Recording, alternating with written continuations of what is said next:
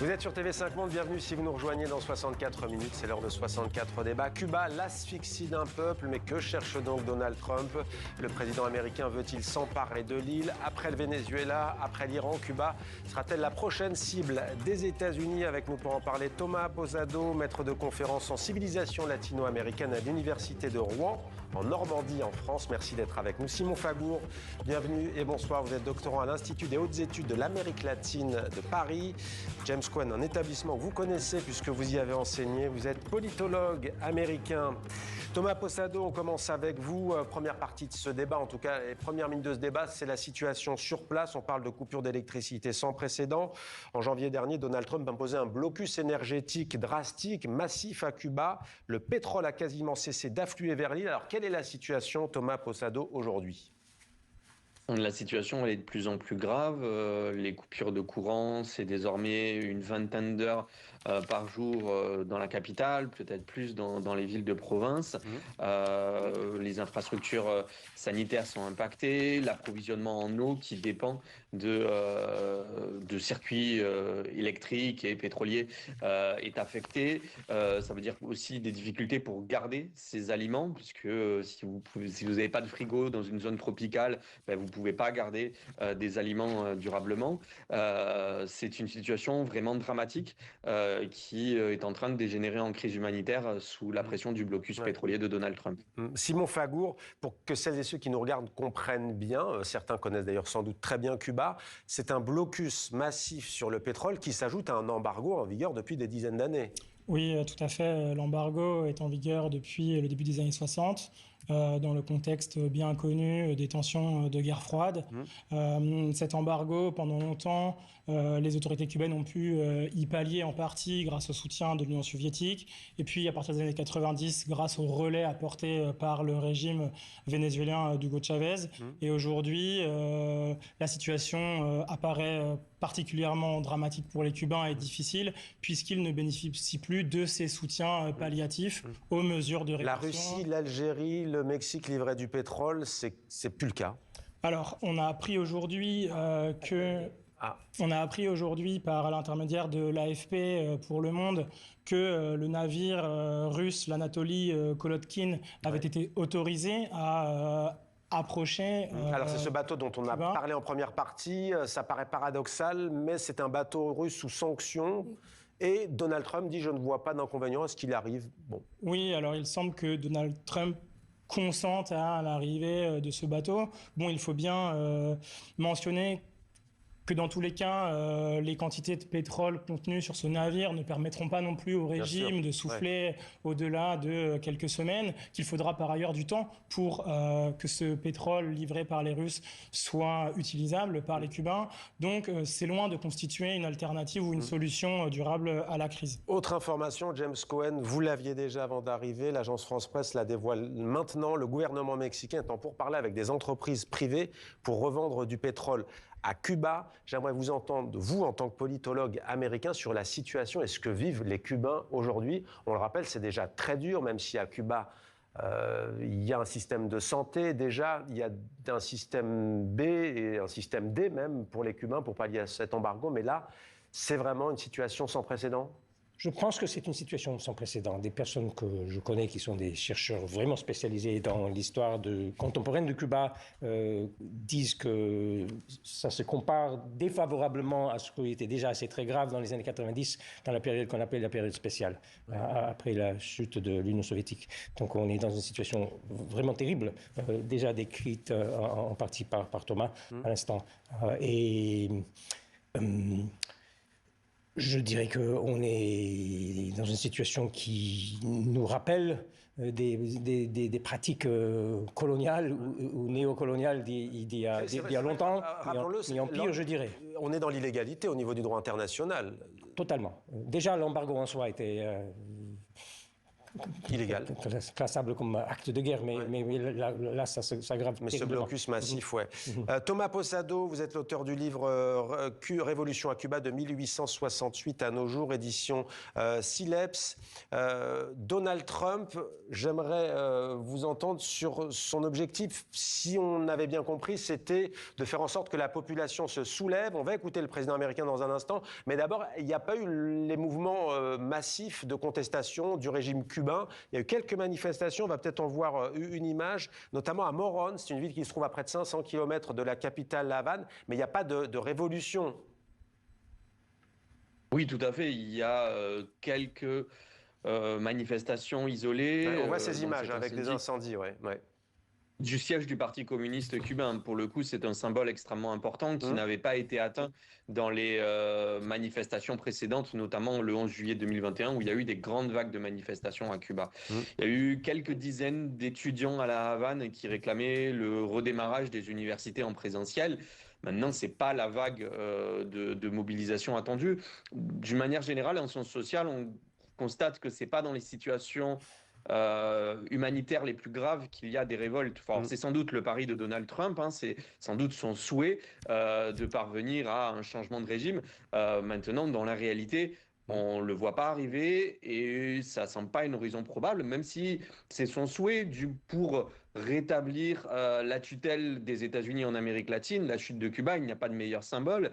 Et pour Donald Trump, réussir là où les 12 présidents états-uniens ont échoué depuis 1959, depuis la Révolution, ce serait évidemment un symbole de prestige, mais il est très loin de cet objectif et pour l'instant, ce sont les Cubains qui payent cette politique. Alors, le 16 mars, il y a donc 14 jours, 2 semaines, puisque nous sommes le 30 mars, Donald Trump a déclaré qu'il aurait, je cite, l'honneur de prendre Cuba. Écoutez plutôt. Vous savez, toute ma vie, j'ai entendu parler des États-Unis et de Cuba. Quand est-ce que les États-Unis vont enfin agir? Je crois que ce sera un honneur pour moi de prendre Cuba. Ce serait un grand honneur. Prendre Cuba.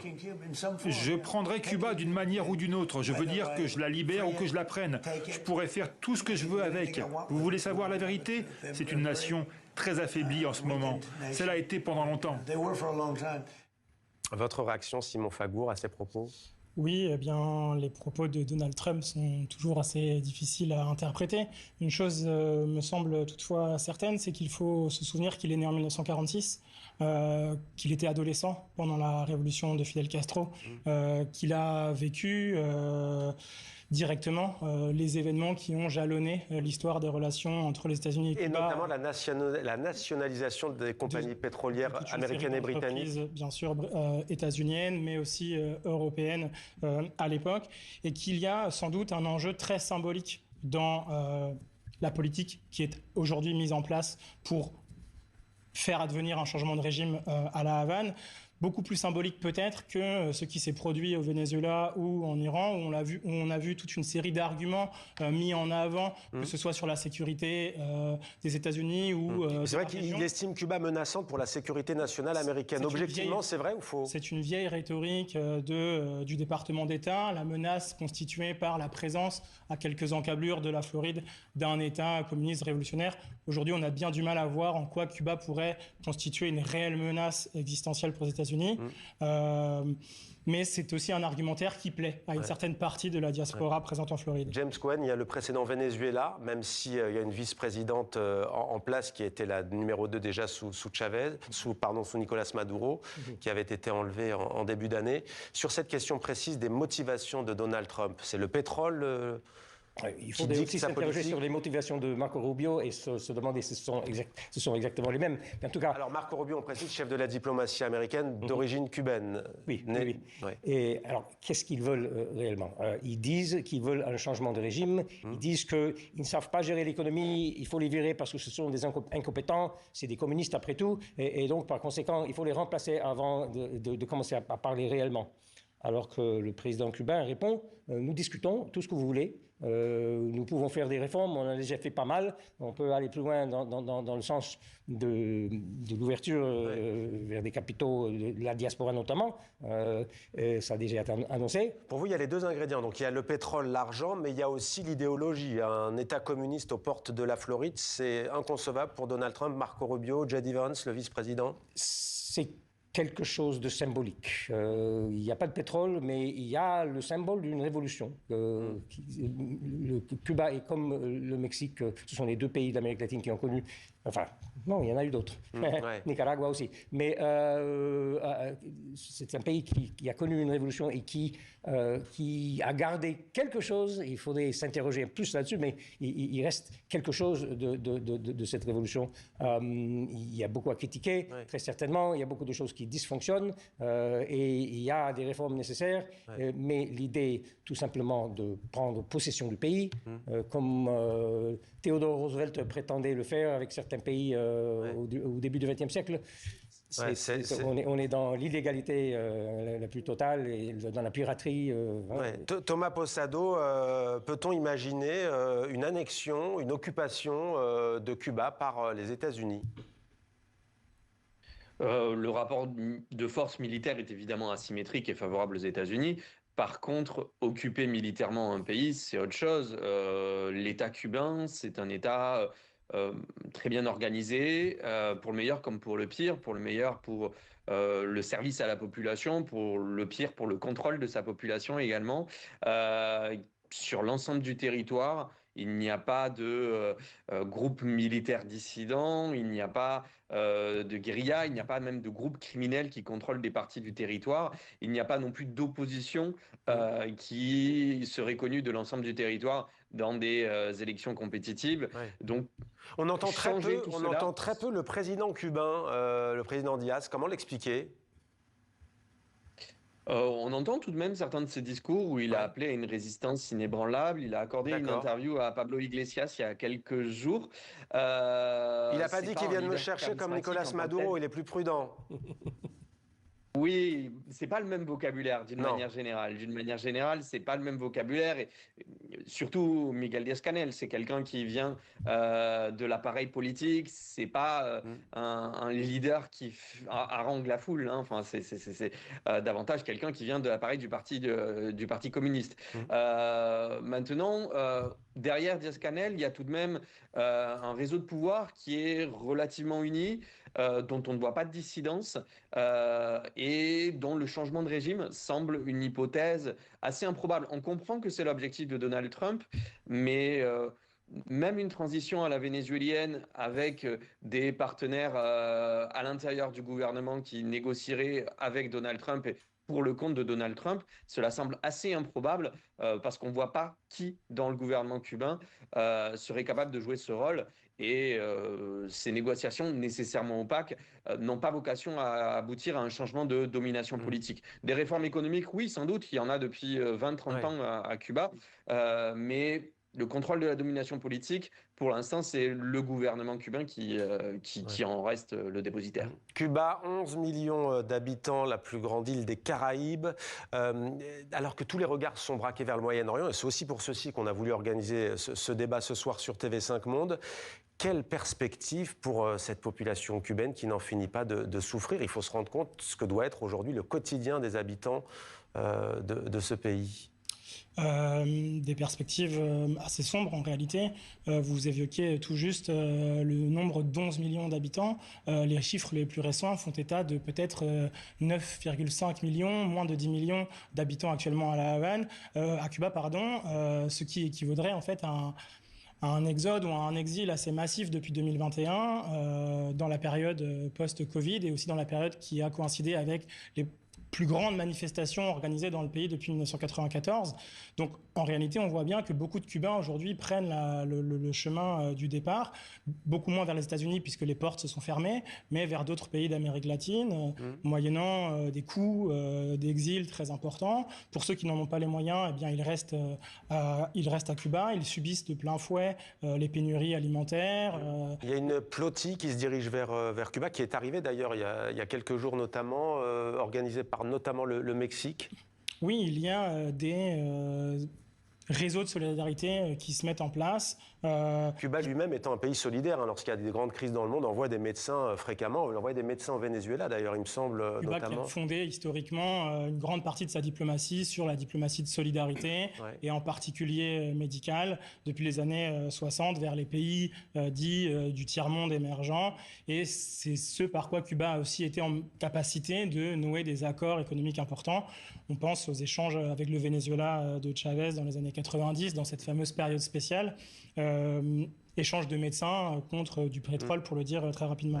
À propos de santé, c'est vrai que le documentaire de Michael Moore avait frappé les esprits, où on voyait des citoyens américains aller se faire soigner à Cuba. Aujourd'hui, comment l'opinion publique américaine, alors certes, qui encore une fois, on l'a vu ce week-end avec 8 millions de personnes dans les rues, critique beaucoup la guerre en Iran et au Moyen-Orient, comment parle-t-on aujourd'hui de Cuba ? Pour le citoyen américain lambda, qu'est-ce que ça veut dire, ce qui se passe en ce moment? Pour le citoyen lambda, ça dépend où, je dirais. Et ça dépend de quelle zone du pays.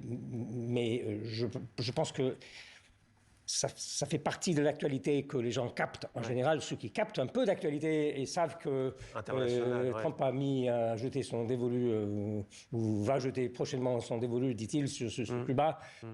Il avait dit, d'ailleurs, je repense quand vous parliez de Marco Rubio, Donald Trump avait dit, je verrais très bien Marco Rubio, président de Cuba. Il avait dit, il l'avait envisagé. Il y a des médias latino-américains où on l'a déjà baptisé le vice-roi. Mais... comment dire? Oui, il y a une opposition à ça aux États-Unis.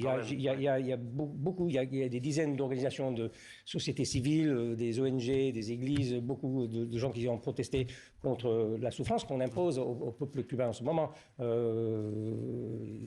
ne dirais pas que ce soit un mouvement majoritaire, et on est très occupé aussi par d'autres choses aux États-Unis aujourd'hui. La guerre en Iran et tout ce qui se passe. En tout cas, nous voulions parler aujourd'hui de la situation à Cuba. Donc, merci beaucoup, James Cohen, Simon Fagour, et merci à vous également, Thomas Posado, d'avoir été avec nous ce soir en direct pour nous donner des éléments de réflexion et de compréhension sur la situation à Cuba.